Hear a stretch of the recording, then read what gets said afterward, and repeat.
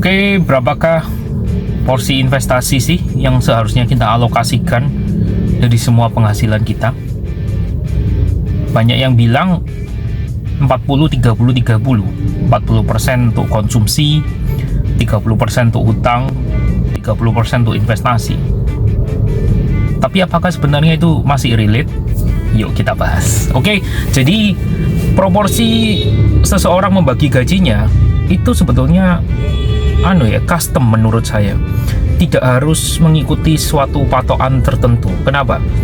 Kadang patokan ini membuat batasan berpikir dalam otak Anda. Oke. Ketika otak Anda itu terbatasi pola pikirnya, maka Anda tidak bisa menerima masukan dari luar yang mungkin saja memberikan pengaruh positif dalam diri Anda. Contohnya, Anda punya gaji 10 juta.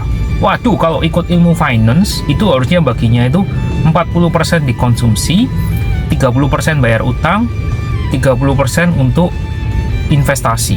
Ya, nggak apa-apa sudah, wes kita ikut aja patokan finance dulu ya. 30% investasi dulu. Pertanyaan saya, kalau gajinya 10 juta, 30% cuma 3 juta. Anda mau investasi apa 3 juta? Pertanyaan pertama. Pertanyaan kedua, ketika Anda gajinya 10 juta, Anda punya 30% untuk bayar hutang. Bayar hutang itu plafonnya berarti cuma 3 juta. 3 juta itu kalau Anda nyicil mobil sudah berapa cicilan yang harus Anda bayar? Kemungkinan besar mendekati 3 juta kan? Nah, inilah sebabnya mindset orang Indonesia yang salah ini. Dia harus mengikuti patokan tertentu. Itu akhirnya nggak bisa beli rumah. Kaitannya apa? Gini loh ya. Contohnya tadi hutang sama investasi. Saya tanyakan, rumah masuk hutang atau investasi? Rumah ini masuk di dua tempat, bisa hutang, bisa investasi. Kalau rumahnya dibeli secara cash, dia investasi. Kalau rumahnya dibeli secara kredit, dia hutang.